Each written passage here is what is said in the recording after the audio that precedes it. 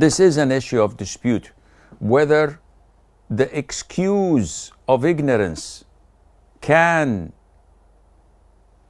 include issues of shirk and kufr or not. Some scholars say that if a person commits kufr or shirk out of ignorance, this is not justifiable and they will be thrown in hell for eternity. Other scholars like Sheikh Ibn Uthaymeen say that no, this is not true. Otherwise, what was the reason for sending the messengers? So that they would uplift this ignorance and put the proof against the people. Because if they could not receive the proper knowledge, they can't be held accountable. Also in Sahih Al-Bukhari and elsewhere, the famous hadith where a person on his dying bed called his wives and children and said, what kind of a man was I? And they said, you were the best of husbands and the best of fathers. And he said that I was a bad person.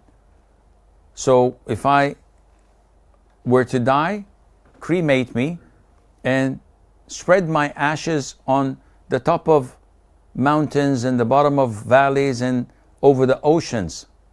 Scatter me all over the place.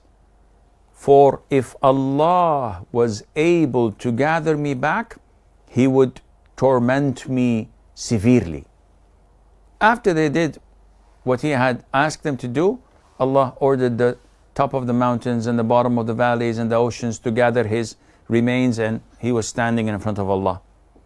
And Allah asked him, my servant, why did you do what you had done? And the man says, because I was afraid of you, O Allah. Now, the concept and the doubt that this man had that if Allah were to gather me, He would have tormented me severely. This notion, this idea by itself is kufr.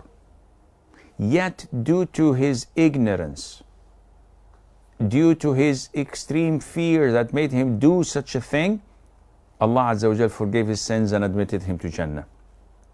Therefore, whether it's a major sin or a minor sin or shirk or kufr, if a person does it out of ignorance, and Allah only knows whether he's ignorant or not, then he's not accountable, and Allah knows best.